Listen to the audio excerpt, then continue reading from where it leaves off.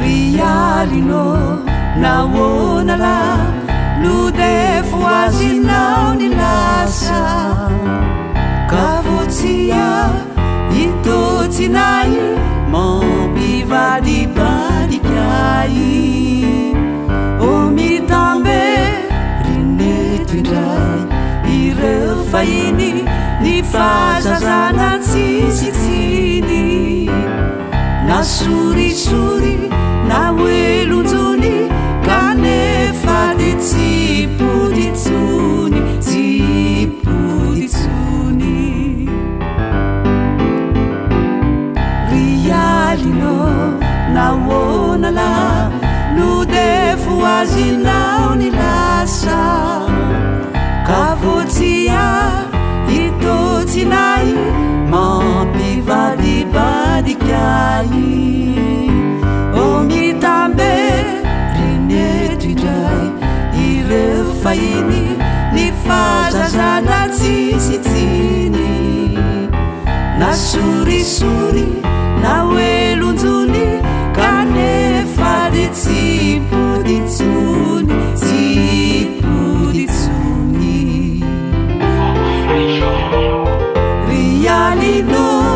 razonao atao mba ivimbina maraina vaovao mety zare anala sorisori sy ampisindisany sento tsy mampahita tory rialino razonao atao mba ivimbina maraina vaovao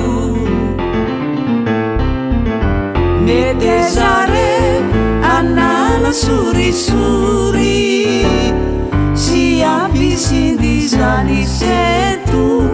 tsy mampahita tory rialino naonala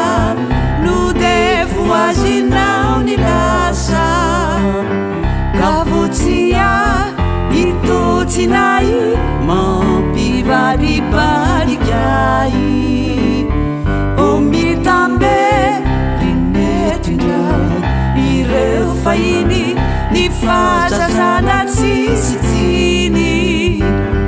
na sorisori na oelonjony kanefa de tsipoditsony tsipoditsony